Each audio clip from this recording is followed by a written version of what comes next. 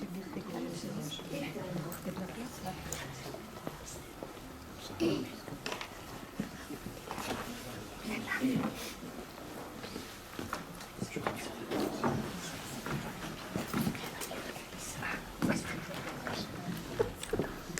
va y arriver.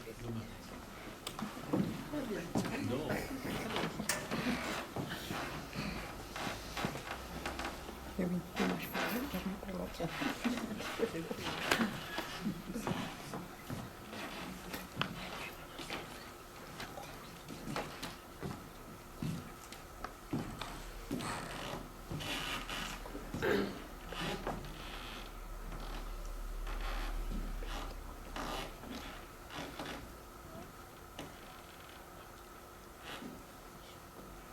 Pas plus tard que l'autre jour, j'étais à la recherche d'une boîte en carton, pas plus grande que ça. Par là, il fallait qu'elle soit propre, il fallait qu'elle soit solide, sans qu'elle m'arrêtait d'aucune utilité. Je n'étais pas dans les meilleures dispositions, et je n'avais pas l'esprit bien valide, bien que ce soit une chose dont je tire fierté d'ordinaire, vu que je suis un homme avec une certaine instruction, et que j'en suis fier, même si j'ai connu des mauvais jours comme bien d'autres. C'était juste une boîte après quoi je cherchais, parce que j'en avais besoin pour une petite besogne. Un homme de ma situation ne trouve pas grand-chose à faire de lui-même, mais c'est pas tant le rien faire qui cause problème que ce qui arrive à l'esprit. L'esprit est la source d'où jaillit tout ce que nous faisons. Et un esprit désœuvré est un esprit vide. Et un vide esprit est pareil à un vaisseau dans lequel bien souvent de fois des choses funestes peuvent s'y déverser et ne s'en font pas faute. Une petite besogne était comme une espèce de soulagement pour moi. Ce qui fait que j'étais plutôt dans le besoin, d'une façon comme d'une autre. Et puis, il s'est trouvé que je suis tombé sur une petite besogne qu'il fallait faire. J'avais passé les quelques jours précédents à l'arrière de quelques usines désaffectées non loin du centre-ville. L'une d'elles avait une entrée particulièrement encastrée, ce qui m'accordait un peu d'intimité et une protection contre les intempéries. Le besoin d'intimité fait partie de ces besoins suprêmes tellement abusés. J'ai jamais bien compris. En fait, je ne veux pas mourir seul, pas complètement seul. J'avais passé une nuit sans sommeil, recroquevillé sur le pas de l'entrée, et j'avais émergé avec l'aube pour faire la tournée des poubelles du quartier, avant qu'on les vide. Mes cueillettes étaient minces ce matin-là, jusqu'à ce que j'arrive à une rangée de poubelles en contrebas des HLM. J'ai commencé un bout et je progressais assez vite vu que le soleil était déjà haut et que bientôt les gens allaient partir au travail et sûr qu'ils me décourageraient. J'en étais presque au bout de la rangée sans avoir pour ma peine qu'une demi-pomme et le journal de la veille quand j'ai trouvé l'enfant. Il était nu et pas plus gros que mes deux mains. Il était froid. Mais il a bougé un petit peu à mon contact, ses petits doigts entrant dans ses paumes. Je l'ai sorti de la poubelle et je l'ai enveloppé dans une feuille de papier journal, du plus soigneux que je pouvais.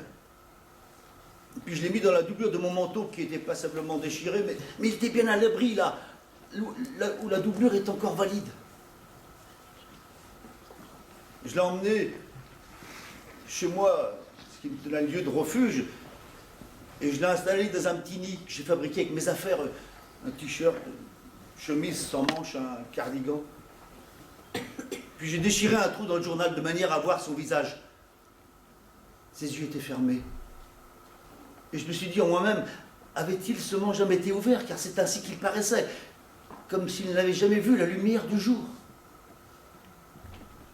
Je l'ai bercé un petit peu dans mes bras pour éprouver son petit être. Et puis je me disais que ça lui ferait un peu de réconfort. Je l'ai recouché dans son lit, il respirait encore. La nuit était froide, avec un peu de brume et les étoiles qui tremblaient au-dessus. Je me suis allongé à côté de lui, de manière à pouvoir lui apporter un peu de réconfort. Et puis, une fois tant plongé au cœur de la nuit, qu'aucune aube ne semblait possible, j'ai cru l'entendre qui m'appelait, ou qui appelait un autre égaré. Assis dans le froid des ténèbres, sur les pointes osseuses de mes fesses, Le monde entier était tout soudain à l'écoute de ce cri que j'avais cru entendre. Et la terre entière, illuminée.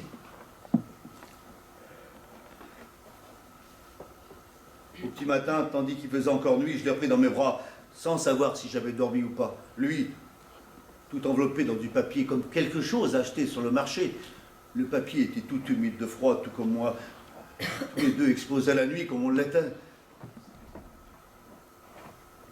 Il avait en lui l'empreinte de la mort. Il avait chaviré quelque part, comme un homme se laisse chavirer d'un radeau dans la mer quand il n'y a plus aucun espoir de sauvetage. C'est ainsi que je voyais la chose. Pour être sûr qu'il n'y avait plus de vie en lui, je l'ai pressé contre ma joue, son petit cœur à côté de mes oreilles. Et j'ai cherché à écouter comme on chercherait à écouter le bruit de la mer dans un coquillage. Mais je n'ai rien entendu. Nul bruit, nul battement, ni chant des sirènes. Je l'ai enveloppé dans une autre feuille de papier journal et je suis resté assis là avec lui à travers de mes genoux. Et j'ai cherché un endroit où l'emmener et comment l'emmener. Car c'est la cérémonie de la chose que je voulais pour lui. J'aurais pu le remettre sur une poubelle, n'importe quelle poubelle aurait fait l'affaire, mais je ne l'ai pas fait. C'était juste une boîte après quoi je cherchais, pas besoin qu'elle ait de couvercle. Il fallait qu'elle soit propre, il fallait qu'elle soit solide, sans quoi elle méritait d'aucune utilité. Je l'ai mis dans la doublure de mon manteau et j'ai repris la route pour voir ce que je pourrais trouver. La première chose que j'ai trouvée, c'était 2 tibias. 2 jarrets d'agneau. Ils gisaient là, dessus d'une poubelle. C'était des bons os. Ils étaient propres. Ils n'avaient pas été mâchouillés par les chiens. Ce qui fait que je les ai mis dans ma poche. Ça m'a pris une partie de la matinée pour trouver le genre de boîte que je voulais. Je l'ai trouvée à l'arrière d'une librairie d'occasion. Si bien que j'imagine qu'elle avait contenu des livres bien alignés comme des soldats, peut-être d'un homme et d'une femme célèbres. Ce qui fait qu'elle était appropriée. Je l'ai couché dans la boîte. Il entrait juste. Sa tête touchait d'un côté et ses pieds de l'autre. Ce qui fait qu'elle était parfaite. Une longue marche m'attendait, il fallait que je ménage mes pas. Mais c'est pas tant le poids qui était un fardeau que la dignité que j'essayais de préserver pour lui. J'ai pris ma route, mais je me suis arrêté bien vite pour me mettre dans l'ordre dans mes pensées qui éclaboussaient autour de moi. C'est comme ça que je le voyais. Je me disais que peut-être si j'avais pu lui parler, il aurait pu tenir plus longtemps et que j'aurais pu faire quelque chose pour lui. La voix humaine peut être d'un grand réconfort. Pas seulement pour les enfants, pour n'importe qui. Mais je n'avais rien dit. Quand j'y pense maintenant, c'est comme si je l'avais trahi. Mais au moins, j'aurais été le dernier à le trahir. J'ai repris ma route, par-delà les îlots de terrain vague, les usines désaffectées, les ruelles tranquilles, jusqu'à ce que je puisse distinguer dans les ténèbres le silence de l'eau. Je me suis agenouillé, j'ai commencé à ramper sur le petit chemin de terre qui mène jusqu'au bord du canal. Quand j'y suis arrivé, je me suis reposé parce que j'étais fatigué et que le froid était sévère. Mes mains tremblaient quand j'ai posé les 2 tibias en croix à côté de ses pieds. Et avec ma dernière allumette, j'ai mis le feu au papier journal. Peut-être qu'alors j'aurais pu dire quelque chose, mais je m'en sentais incapable. Bien vite, le feu a pris, alors je l'ai déposé sur le canal. La boîte a dérivé jusqu'à un petit pont qui fait comme une voûte. Et puis quand on arrivait sous la voûte, la boîte a disparu, toute soudaine. Et il n'y avait plus rien. Mais je l'imaginais qu'il brûlait encore quand il sombrait en tournant et tournant et tournant. Comme s'il dévalait le flanc d'une colline herbeuse avec le soleil qui brille au-dessus de sa tête. Au-dessus de lui, là où Dieu observait. Peut-être que j'aurais pu parler. Mais j'ai rien dit, non. J'ai rien dit.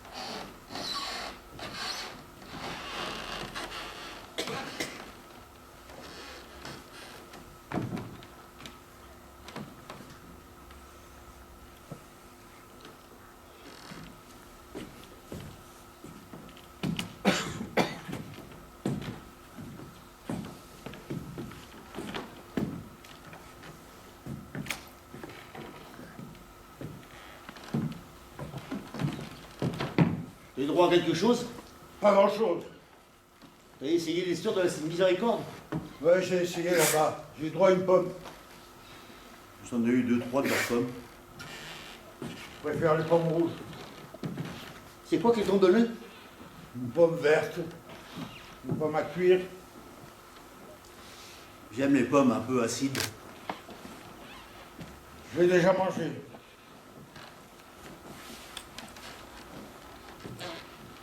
J'ai revu Franck là-bas à la gare. Comment il est? Il est mal. Il était bien la semaine dernière. Il avait l'air bien, mais il était mal. T'as quel âge? Je sais pas, 50, pourquoi? C'est mon anniversaire aujourd'hui. Les vœux les plus sincères. Enfin, je crois, c'est par là. Un de ces jours en novembre. T'as quel âge? Je sais plus. 50? T'en fais 70? Toi, pareil.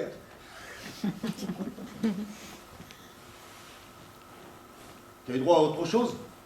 J'ai eu droit à de la soupe. À la fraternité.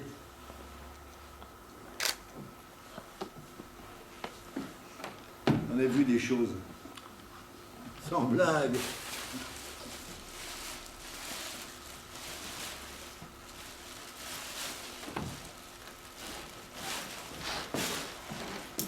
J'en ai eu la dose pour le restant des jours. Ta dose de quoi? De sexe. Quand c'est que c'est arrivé? Arrivé quoi?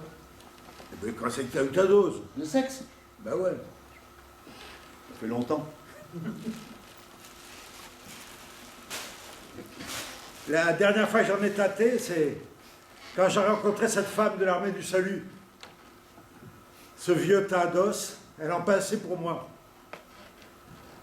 Du coup, on est allé se payer quelques bouteilles de gros rouge et puis je l'ai amené là-bas, derrière la gare. Je l'ai culbuté dans les herbes folles par là-bas. Je l'ai jamais revu. J'ai bien eu envie une fois ou deux, mais dans le fond, je suis assez content de ne plus l'avoir vue. Elle était un peu bête, un peu bornée. Elle avait eu la vie dure, elle disait. Comme on l'a tous eu, chérie, j'ai dit. J'étais tendre avec elle, ça l'a effondrée. Un peu de gentillesse, ça peut te mener loin. Puis ça peut te mener à baiser plus souvent que tu crois. Elle m'a montré les cicatrices sur son ventre. Des grands gros machins blancs qui faisaient tout le tour, jusqu'à son trou de balle. C'est par là qu'on m'a retiré les entrailles, elle a dit. J'ai plus rien maintenant. Ils m'ont tout raclé. Elle chialait comme un veau.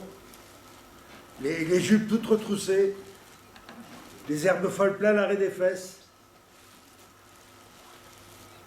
J'avais eu 4 enfants avant ça, elle a dit.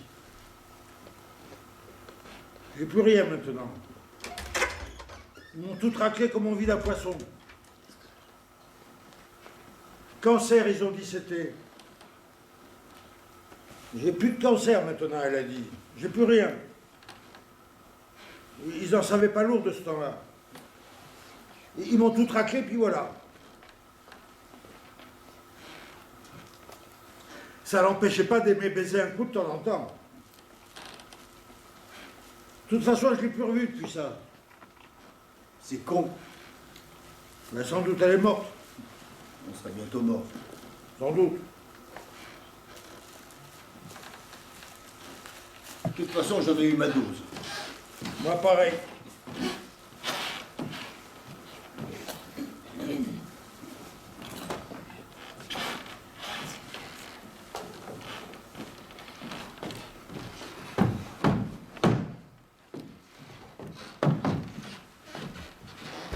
J'ai revu Franck aujourd'hui. Il a dit que sa jambe était mal. T'as vu son trou dedans? Non? Il me l'a montré l'autre jour. Aussi gros que mon putain de poing. Il a dit qu'ils veulent le couper. Bah, des années qu'il dit ça. Peut-être qu'il devrait. Ça le tuerait, putain. Ça le tue déjà. Plus lentement, n'empêche. Ça le tue plus lentement. Je pouvais sentir l'odeur. Il est en train de pourrir. Tu diras un truc sorti de l'âge des ténèbres, putain. L'âge des quoi? L'histoire, une période de l'histoire. Parle pas d'histoire. L'histoire, ça me connaît. Mon cul que ça te connaît, t'es jamais allé à l'école. Pas besoin d'aller à l'école pour apprendre l'histoire. Quel genre d'histoire? Il y a combien de gens? Il y en a plein. Il y en a qu'un. Et c'est quoi? Sois pas con. Je suis pas con. L'histoire des hommes. Quels hommes? Mais sois pas con. Je suis pas con. Les hommes qui vivent ici, sur la Terre. Il connaît rien. Plus que toi. Par le mot de l'âge des ténèbres, si c'est ça. Mais qu'est-ce qu'il y a à dire, putain, de ces putains de ténèbres? C'était une période de l'histoire. L'histoire, connard, c'est ce que tu vis là. C'est ça, l'histoire. Quoi? Ça. Quoi ça? Ça. Sois pas con. Il n'y a plus rien maintenant. Nulle part où trouver de l'aide. Il n'y a pas d'aide. Il reste une miséricorde. Rien sur quoi compter. Il n'y a plus rien. Il y a de la charité. Il y a un peu de charité. Juste assez pour qu'ils se sentent quittes. Ceux qui la donnent, ceux qui la ressentent. J'ai pas de charité. J'ai pas de pitié. J'ai plus d'espoir. L'espoir est tout parti de moi. J'en avais dans le temps. J'avais de l'espoir, j'avais de la charité, j'avais de la pitié. J'avais des rêves. Et plus rien maintenant. Comme tous les autres. Au bord de la rivière, au bout de la route, au bout du quai, à la gare, au bureau d'aide sociale, au fond du putain de trou.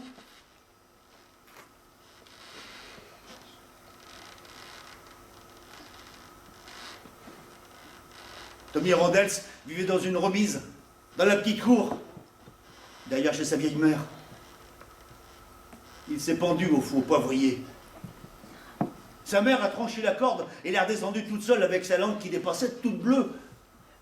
Elle l'a embrassé sur la joue et elle a dit « Au revoir Tommy, au revoir mon petit cœur ». Mais petit, il n'était plus. Il était mort, plus pauvre, plus sourd, plus malheureux, plus crève la faim, putain. Je suis béni au nom du Père et foutu dehors par la petite porte. Je suis foutu si je m'en dis. Je suis foutu si je m'en dis pas. On est tous pareils, on n'en a rien à foutre. Quelqu'un n'a qu'à éteindre les lumières. Éteindre toutes les lumières. Éteins-les, mon ange.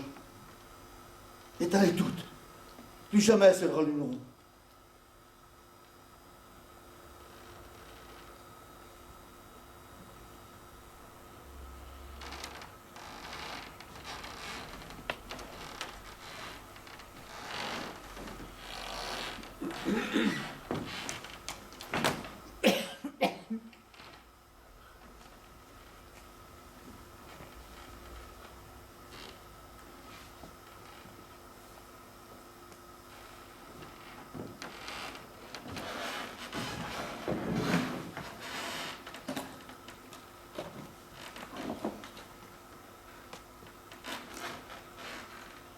Tu vas être mort alors qu'il est, je te dis.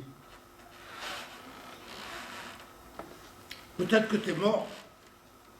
Ça se pourrait que ce soit la vie d'après. Je suis au ciel ou de l'autre côté? C'est dur à dire, hein. C'est les deux pareils. J'ai tourné le coin de la rue l'autre jour. Je me suis vu dans une vitrine. J'ai vu de quoi j'ai l'air. Quand est-ce que je vais me réveiller? Je me suis dit, c'est pas mon visage. Je connais mon visage. C'est pas mon visage, ça. Regarde, c'est pas mon visage.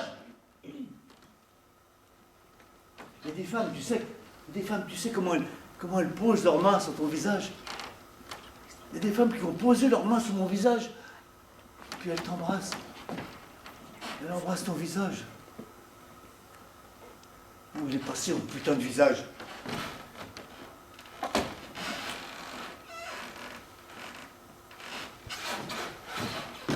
Donne-moi un baiser, embrasse-moi. Quoi? Donne-moi un bon baiser sur la bouche. Mais quoi tu joues là? Un bon coup qui mouille, allez. Mais dégage! Embrasse-moi. Mais arrête, dégage, bordel!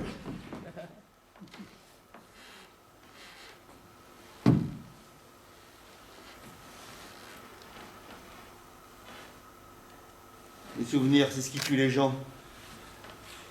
C'est une putain de maladie. C'est en train de me tuer, je te dis. Comment ça?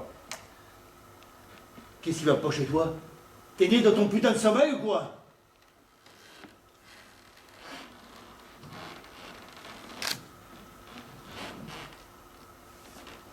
T'aurais rien à boire? Non. T'as quoi, toi? Bah, j'ai presque tout eu. Je suis sec comme un poisson.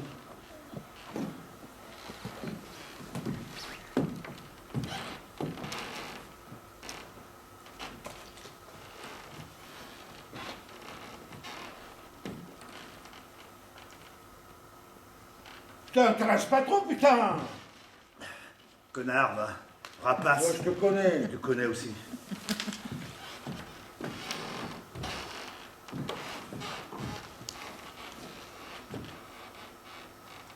J'avais un chien dans le temps.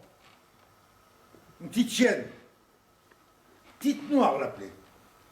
Elle était noire comme le trou de balle d'un mineur de fond. Belle comme tout.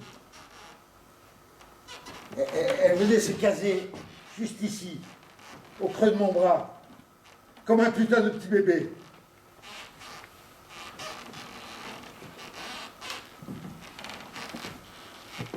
Je l'ai plus maintenant. Elle était trop confiante. C'était son seul défaut. J'aurais dû mieux l'adresser. Elle avalait un poison. De la mort au rat ou une saloperie de ce genre. Qu'est-ce qu'un connard est allé donner un poison à un petit chien comme ça? Il n'y a pas de réponse à ça, mais on lui a donné un poison à la petite noire. Elle avait faim à tous les coups. À l'époque, j'avais pas trop de quoi me nourrir. J'aurais pas dû avoir de chien. Mais elle était à moi parce que je l'avais trouvée, qu'elle avait besoin de quelqu'un. Et on l'a tuée parce qu'elle embêtait le monde. Parce qu'elle mangeait les ordures au fond de leur poubelle, il y a un gros porc qui l'a empoisonné. Mais elle m'est fidèle toujours dans mon cœur.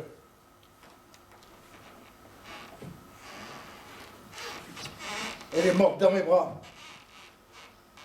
Ces putains de bras. Et je l'ai tenue tout du long. Et ça, je peux pas l'oublier, putain. Ça, je peux pas l'oublier.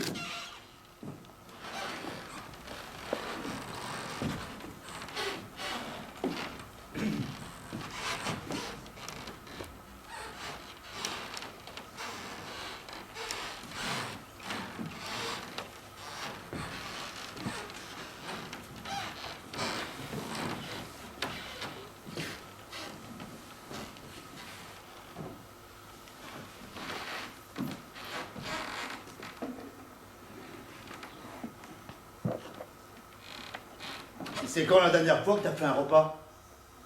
Un repas? Un vrai repas. Noël, à l'armée du salut. Une soupe suivie d'un poulet en sauce avec patates, potirons, petits pois. Du pain beurré pour accompagner. Et suivi par des œufs au lait et une espèce de gâteau mousseux avec de la crème.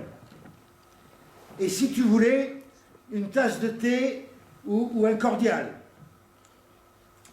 Saveur des tropiques, je crois, c'était. J'étais en train de songer au ragoût du matelot. C'est quoi ça? Mon vieux cuisinait ça. Et tes matelots? Non, il était couvreur. Ah bon? Donc c'est quoi ça? C'est super, je te dis. Il y a le poisson dedans? Non, La marée, je raffole pas trop en général. non, il n'y a pas de poisson dedans. Il doit rien avoir, non? Et pourquoi? Ça s'appelle le ragoût du matelot. C'est seulement comme ça que mon père l'appelait. Pourquoi il l'appelait comme ça? Mais qu'est-ce que j'en sais, il l'appelait comme ça? Sans doute il l'appelait comme ça pour rien.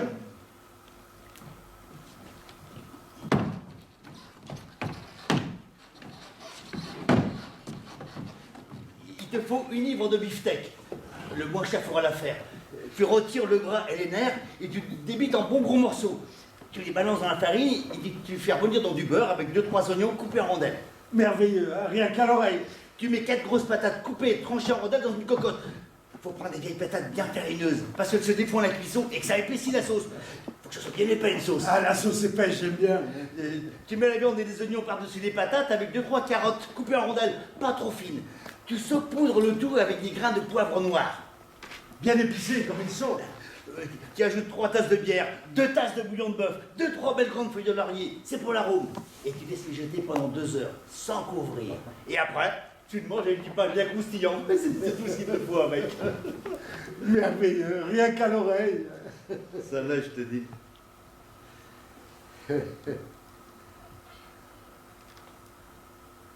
Que d'eau, et pas une goutte à boire.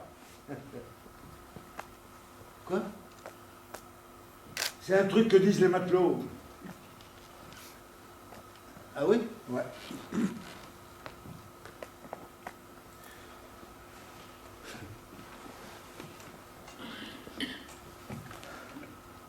Bobby Jackson a sauté dans le fleuve. Oh. Ou peut-être il est tombé. Ils l'ont repêché et maintenant il est à l'asile. Cingleux comme un serpent. Il pense qu'il est mort. Il veut pas aller croire quand ils disent que non. Il ramasse des pierres pour donner à manger aux âmes mortes. C'est son boulot en enfer qui dit. Mais ils lui défendent de les garder. Ils passent leur vie à lui dire qu'il est vivant.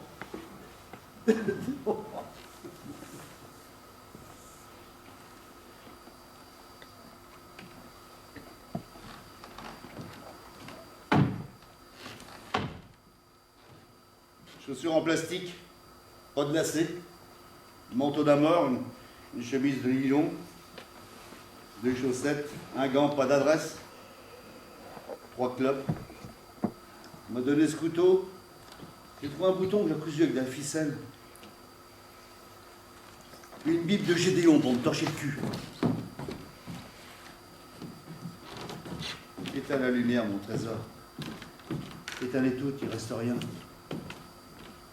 Tout ce qu'on a appris, tout ce qu'on savait, tout ce qu'on espérait, tout ce qu'on demandait dans nos prières, nos suppliques, c'est tout parti.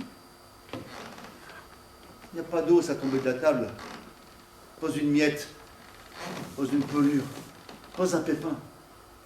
Ils nous cracheront même pas dessus, tous ceux-là qui sont en train de manger, ils nous cracheront même pas dessus. Vieux, je suis pas vieux. Je suis pas en train de mourir. Pas en train de mourir, non. Vite, je me raccroche. Je sais pas pourquoi. Je sais comment. Mais je sais pas pourquoi.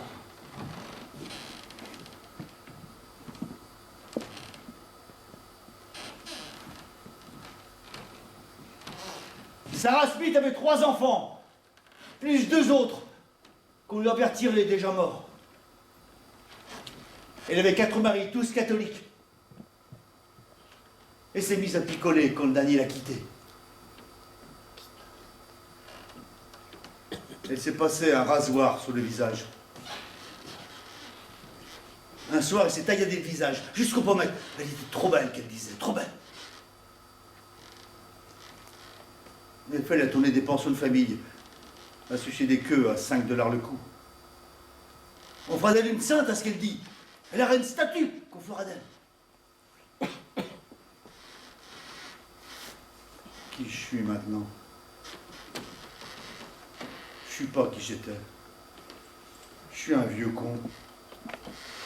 Un pauvre con. Un putain de vieux con qui vaut plus rien. Je suis un homme mort, assis sous les os vivants de son cul.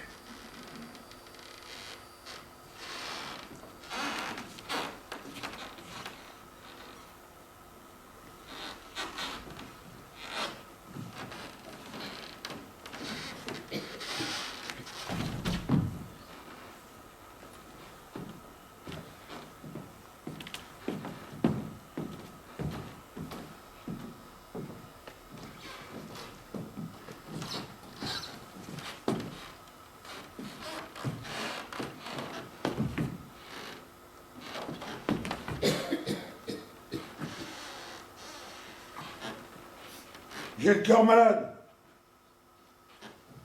Ça vaut pas le coup de s'inquiéter à ce stade, ça sert à rien, je te le dis, mais j'ai le cœur malade. Ça fait des années que je l'ai. Et t'as quoi? J'ai le cœur malade. T'es devenu sourd? Qu'est-ce qu'il a qui va pas?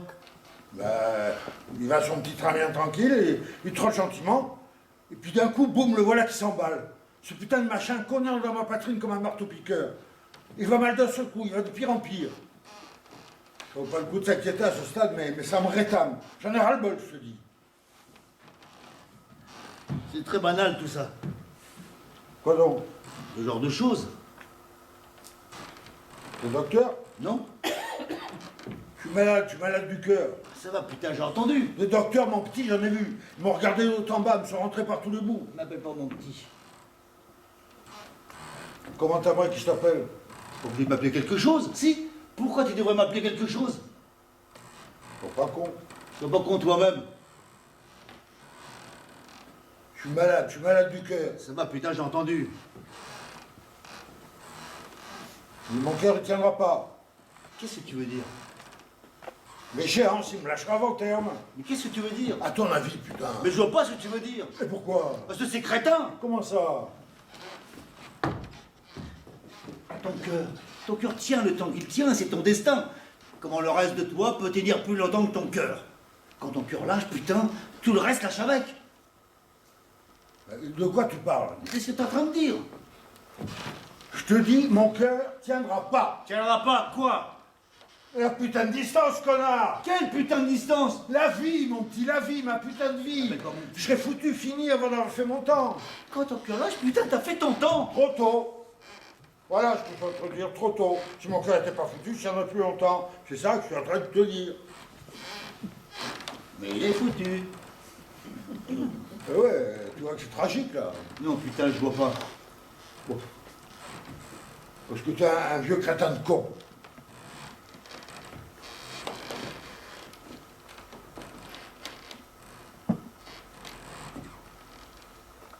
Combien de temps tu veux tenir? Aussi longtemps que je peux. Il y a quelque chose qui va pas chez toi. Mon cœur, je me tue à te le dire. Non. Autre chose.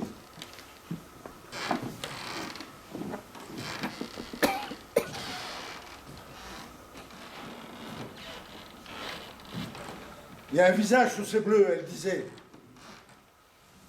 C'est mon visage avant que Matt me fasse mon affaire. On brûlait n'importe quoi pour se réchauffer. Tout le monde le faisait. Il y avait du feu au-dessus des cheminées, toutes les cheminées. C'était un sale hiver. Il n'y avait pas de travail, tout le monde à la maison. Tous les hommes à la maison. Et Matt me frappait. Elle disait, des renards ont tué une petite fille, là-bas, derrière les usines vides. Toute cette terre tomba en friche. Et elle était en train de jouer comme ça à quelque chose, et elle est tombée dans un vieux fossé, ou un vieux canal d'écoulement, ou ce genre. Elle ne pouvait plus se relever à se gorger d'eau croupie, comme ça, derrière les usines. Et des renards ont flairé sa trace. Ils sont tombés dessus. 3 ou peut-être 4. À crever la faim. À tuer des lapins, mâchouiller des herbes folles. Et ils l'ont tué. Ils l'ont mordu au visage. Ils n'en ont fait qu'une bouchée. Il y a un visage sous ces bleus. Elle disait. Cette femme que je connaissais. C'était une femme bien propre. Et elle avait atterri quelque part à demander la charité, comme je faisais. Je ne l'ai jamais revue. Je suis en train de péter les plombs, je te dis. Une chose après l'autre, ça s'accumule. Je suis en train de péter les plombs. Il y a des pensées qui me viennent. Des pensées?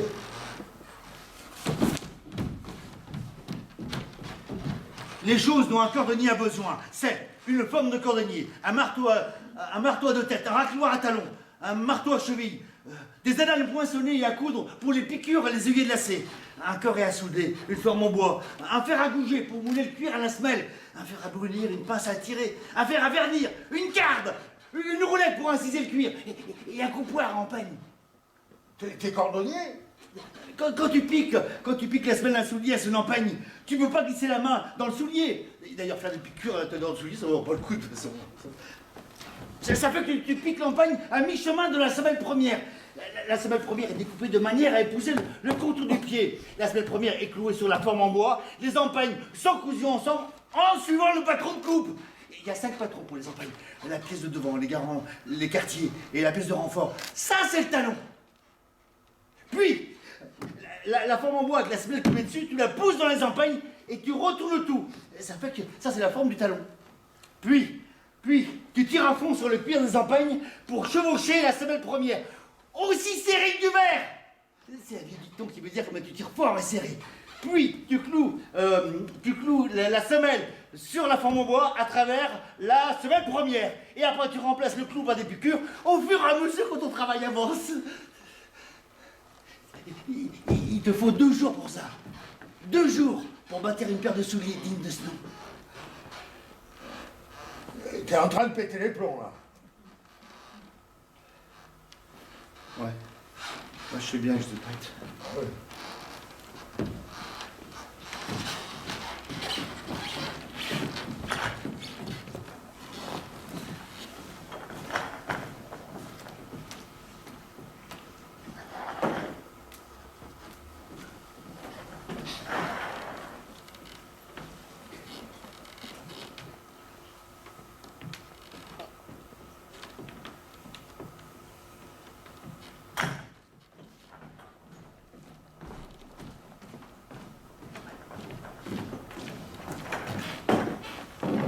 Où t'étais passé? Par-ci, par-là. 3 soirs de suite que je suis là. Tant pis pour toi. On a passé un accord. Pas jamais d'accord. Avec moi, si. Qui tu es? Sois pas con. Je suis pas con. Tu sais qui je suis? Non, je sais pas. Et pourquoi? Moi, je sais pas qui je suis la moitié du temps. Je suis pas toi. Attends, je sais. Tu as passé un accord avec moi. C'était quoi? On se retrouve ici. Pourquoi? Il y a 3 ou 4 soirs, on se retrouve 3 ou 4 soirs par ici, par semaine, par ici. Mais pourquoi faire? Tu devais m'apporter à manger. Il n'y a rien. Mais t'as eu quelque chose à manger. Faites bien. Connard, va. Me traite pas de connard. Tu as dit que tu apporterais quelque chose. Qui je suis? Ta mère? Tu devais m'apporter quelque chose à manger. Ben, non.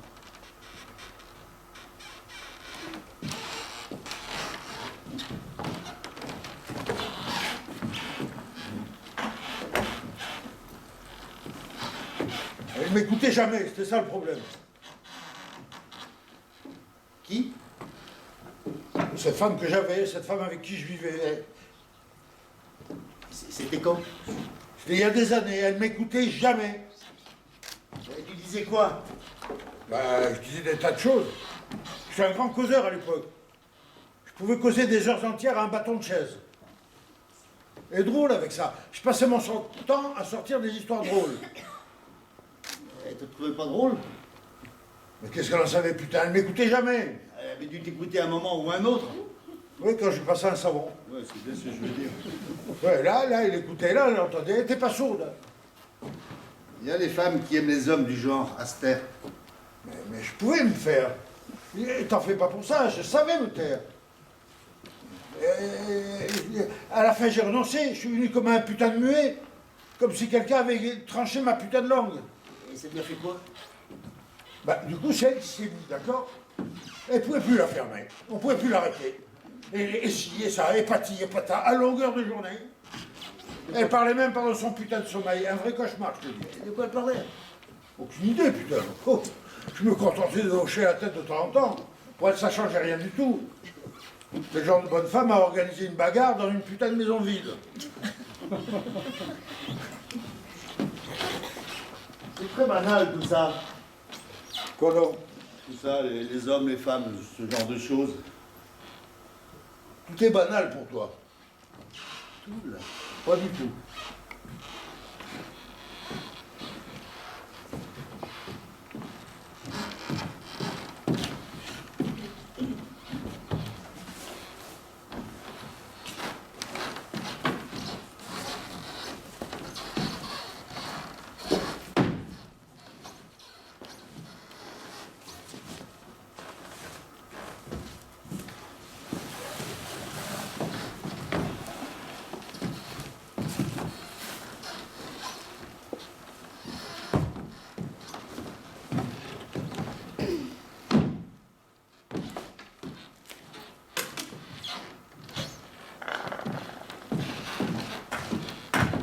te rappelles pas d'une de ces histoires drôles que tu racontais? C'était il y a longtemps. Un peu pas mal de rigoler un coup. Je les ai tout oubliés.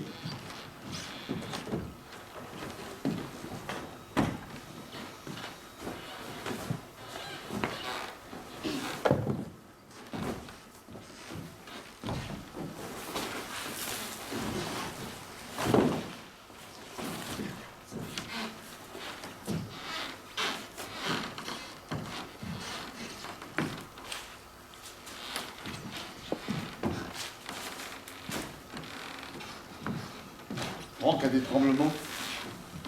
Quand c'est que tu l'as vu? Hier, il fait mal. Il en a déjà eu. Il fait vieux. Il est vieux, putain. Plus vieux. Ce serait les Siciles. Comme ce mort là, l'autre, le roi. Quel roi?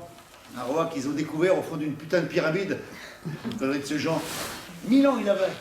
Ils l'ont sorti de son cercueil, il est arrivé, je sais pas, un putain de ressort C'est comme ça. dans un magazine. Je l'ai pas vu, moi. C'est de ça qu'il a l'air, Franck. Il n'y en a plus pour longtemps. Il l'a jamais eu pour très longtemps.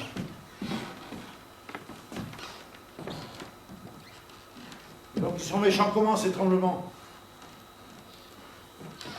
Il tremble tout le temps. Il se passait quelque chose quand il était en train de me parler. Il n'arrêtait pas de se brosser le sommet du crâne comme ça. Comme s'il essayait de se débarrasser de quelque chose. Quelque chose qui lui rampait sur le sommet du crâne. Des poux, sans doute. Il a des poux. Il sait qu'il a des poux. Non, c'était quelque chose de gros, genre un rat, un oiseau, un singe. Ça me paraissait assez grave. Il a toujours été un peu bizarre dans sa tête. Hein. Avec la vie qu'il a eue, c'est miracle qu'il soit pas enfermé.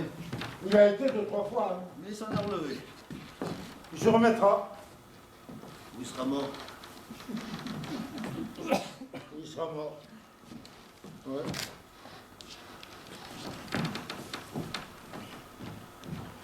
Puis il y a ces putains de mains, évidemment. Quoi, ces mains? Elles sont dans un triste état. Quoi, ces mains? Toutes brûlées. Quand c'est qu'elles ont brûlé? C'est dernière. J'avais pas entendu parler. Je crois ici, tout le monde en parle. Pas moi, putain. Il parle que de ça, 3 fois il m'a raconté. Moi, il m'a pas raconté, putain. Pourquoi te raconterais? Pour ça t'intéresse? Il y a trop de choses qui m'intéressent, à vrai dire. Surtout quand il s'agit de Franck, c'est bien connu. Parce que c'est un vieux crétin de con. C'est sans doute pour ça qu'on t'a pas raconté. Donc vas-y, tu le racontes. Quoi faire? Parce que je te le demande.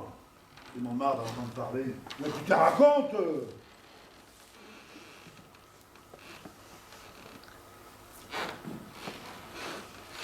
Il logeait dans cette tôle.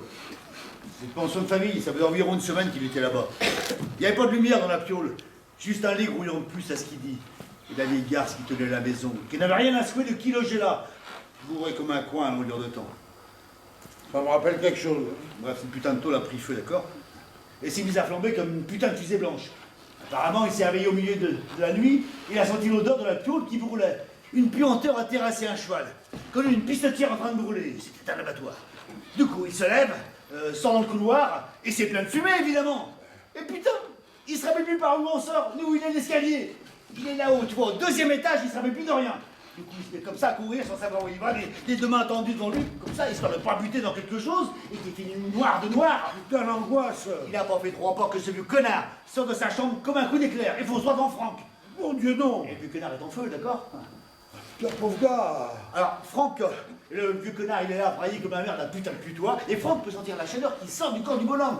Et le couloir est tout illuminé, comme un feu de bengale. Oh ben merde. Et Franck regarde, et ces putains de mains sont en feu, comme des putains de torches olympiques. Bah merde. Du coup, Franck repousse le vieux. Franck dit qu'il tremblait comme ce putain de buisson ardent. Et le vlac qui repart en titubant, trouve l'escalier, le vlac qui descend, sort par une porte quelque part, il s'en met plus. Et il entend toujours le vieux connard qui braille à l'étage. Ah ben merde alors. Voilà. Voilà, c'est ça qui s'est passé. Mais j'en ai pas entendu parler. Et voilà, je t'ai raconté. Misère, misère, misère. Il n'est plus pour très longtemps, ce vieux Franck. Non, Même lui, c'est ça. plus longtemps du tout. Non. Le vieux crétin de con.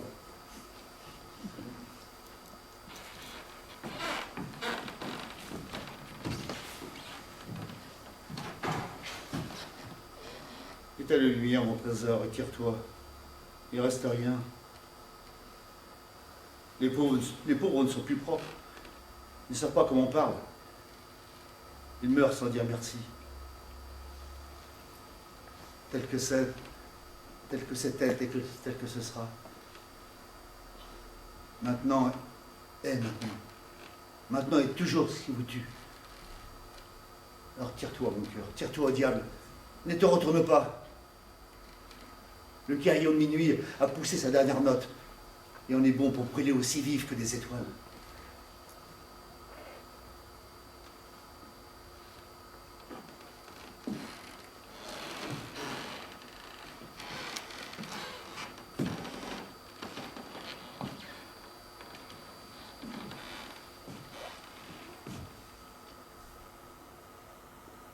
Un petit bébé est venu me trouver l'autre jour.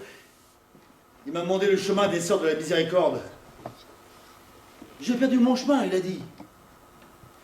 Encore dans ses couches et ses petits chaussons tricotés, il était, je vous dis, et c'est tout ce qu'il avait sur lui. Et puis froid. Il faisait un froid de canard ce jour-là.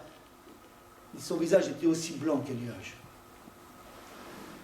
Et une vraie couronne de cheveux blonds, il avait. Une couronne de cheveux blonds, comme le soleil, ça faisait. Il avait son biberon calé sous le bras.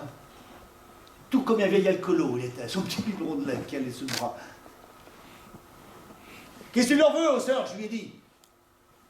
Alors il m'a dit, tu vois donc pas, mec, que j'ai plus de lait dans mon biberon, j'ai faim, je suis claqué, et je vais pouvoir pioter quelque part.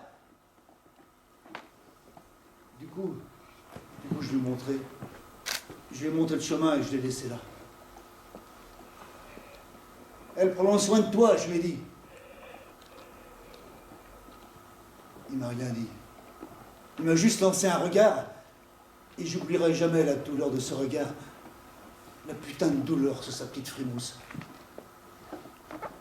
Et le voilà qui disparaît par une porte quelque part. Son biberon de lait calé sous le bras. Tout comme un vieil alcoolo.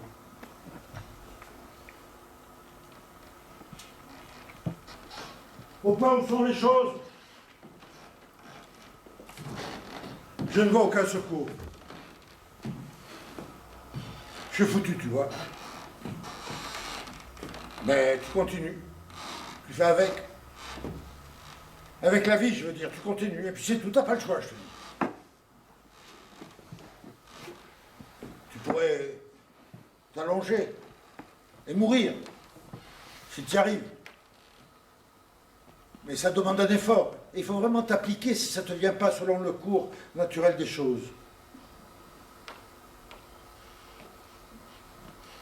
Au point où sont les choses, au point où je me sens, je ne vois pas d'avenir là-dedans.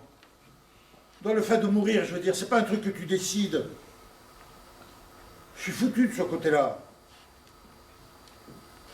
Mais tu continues, tu fais avec. Tu peux pas, mais tu le fais.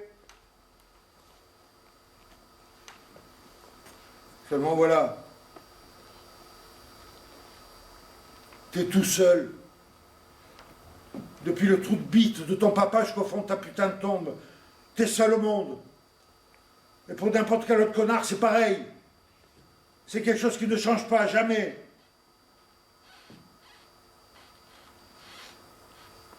Seulement voilà, il peut y avoir de beaux moments, remarque. Il peut y avoir quelques moments radieux dans la vie du premier connard venu. Quand tu établis le contact, quand tu te sens plus si putamment seul. Mais ils sont brefs, ces moments. Tu comprends ce que je veux dire, ces moments-là? Ils sont brefs. Dans la foule, au pub, en train de regarder le foot, et le type à côté de toi te balance un sourire au moment d'une passe de génie. Et vous savez tous les deux à quel point c'était génial. Ou alors,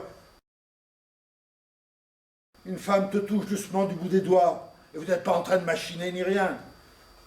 Et tu lui payes un coup à boire si t'as de quoi, sans rien calculer. Et elle te dit merci, et elle te presse doucement la main. Et ça te chavire, putain. Et ses yeux qui te regardent. Et son sourire sur le visage. Et tu te sens comme en pays conquis, putain. Mais un court instant. C'est ça que je veux dire. Un court instant. Ce que je veux dire, c'est que... Non, ça n'arrive jamais. Tu sors en rampant de ta vieille mère comme tu rentres au fond de ta putain de tombe.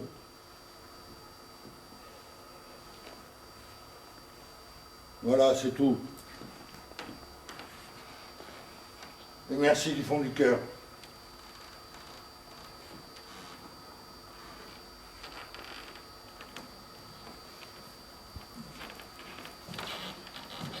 Tu penses? C'est ça qu'il fait, tu penses? Tu fixes ton esprit sur quelque chose. Tu le regardes, peu importe ce que c'est. Tu le regardes et tu n'arrêtes pas de le regarder. Ça pourrait être la pointe de ta chaussure, ou une tache sur le mur, ou un mot écrit sur le mur ou dans un journal. Tu le regardes et t'embarques ton esprit. Tu l'embarques ailleurs, putain. Loin de la griffe qui laboure ton ventre creux et de la douleur dans ta putain de tête. En pensant à autre chose, tu trouves ton repère et tu le fixes. Tu le fixes jusqu'à ce qu'il n'y ait plus rien d'autre. Et au bout d'un moment même, ce repère a disparu. Il a disparu et tu ne le vois plus parce que tu n'es pas là. Et ta tête est ailleurs. Et il est en train de jouer aux cartes avec 2-3 potes. Et chaque main est claire comme le jour. Chaque carte, chaque pioche, chaque carte abattue sur la table, tout est là. Tu remportes chaque main. Tu ne peux que gagner. Ou alors tes gosses, t'es redevenu gosse. Et tu descends une rue que tu connaissais avant. Et tu connais chaque putain de maison dans cette rue. Et qui habite chaque maison. Et tu sens plus la faim. Parce que t'es pas là. T'es pas là. À sentir la faim. À te sentir bouffer tout cru par tes propres tripes. Assis dans ta piole. Ou debout contre un mur. Avec le froid qui te déchire. Qui te laboure. T'es plus là. T'es loin de ta tête. T'es ailleurs, putain.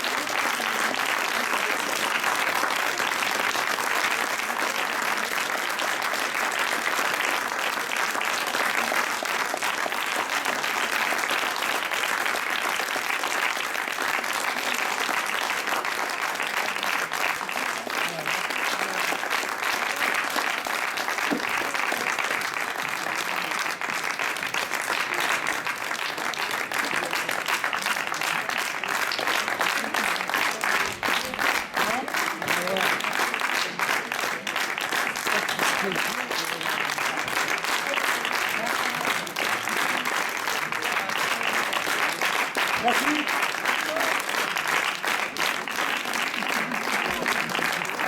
À la technique, Jean-Marc. Bravo. Le cadeau, Nathalie.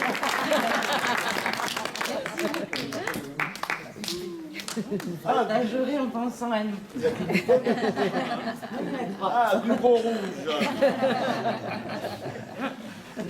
Merci à vous, c'était donc le poil de la bête dans les Alpes d'Haute-Provence avec une pièce de Daniel Keane. Pour vous dire, nous venons d'un petit village des Alpes de Haute-Provence. Nous avons nous-mêmes un festival début avril qui se déroule donc sous chapiteau. Je vous invite à venir dans ce moment très convivial et très sympathique avec des spectacles de toute la France, hein, amateurs et professionnels. Et merci à vous. Et Donc, attention, parce que quand on y va une fois, on devient vraiment accro. ça fait 26 ans qu'on existe. C'est tout blanc. C'est après Valençol. Ouais, c'est là après Valençol, après les Chinois, etc. Merci.